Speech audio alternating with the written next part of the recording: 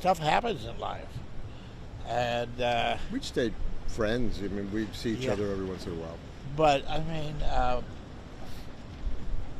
I have people I wanted to work with who died. So I'm the only one who's still alive, is what he's saying. nothing is inevitable.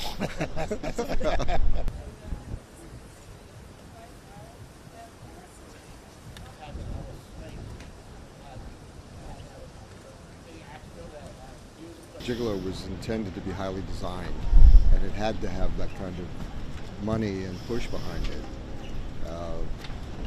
This one was in the excellence of the writing, frankly, because he wrote such a good script, and for the actors to show up, we shoot very quickly. You know, it was. I got a memo. I wasn't supposed to say how many days we shot. I just say 20. It was under 20.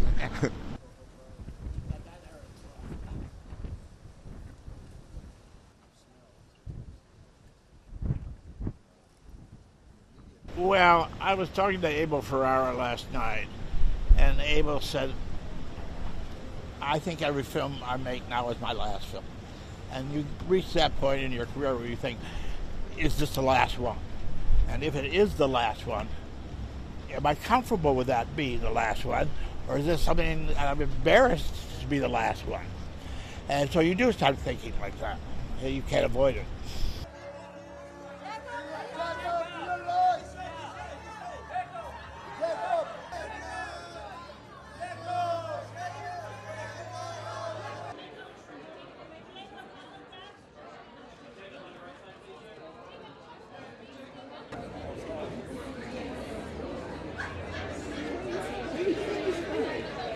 It's kind of my whole life, and I've wanted to do it my whole life, and I've kind of pretended to do it my whole life. So it's kind of just, it's kind of like breathing for me. But yeah, I feel busy for sure, for sure. Well, if I had cast American Gigolo last year, Jake would have been on the short list as the guy. And I told this story, I told it to Richard. My friend Brett Easton Ellis, I was saying I would have to find a young Richard Gere. Brett has a fixé about American Gigolo. He's written about it, all that. He said, oh, you can't find a young Richard. No one, they don't exist anymore. I said, well, I just did a Zoom with this guy, Jacob Elordi. And Brett said, stop right there. I just came in my pants. Now, I don't know if you can put that on AP.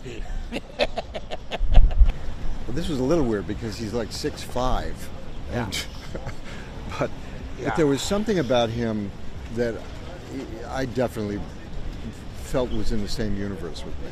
Yeah, he's a really nice kid, and he's open, and he's generous. He's got a good heart to him. He works hard, and I could tell from the first reading he was part of his job is watching me and looking at some of my old films and getting a sense of how I move and how I think and what comes across on film. And he was serious about that. But we, as you see in the film, we're never in the same frame. We didn't work together. So I have a picture of Richard and Jake together, and you can always tell which one is Jake because Jake is sitting down. Every picture of Jake, he's sitting down. My son is 6'3", so I'm used to having these younger versions of me, much bigger.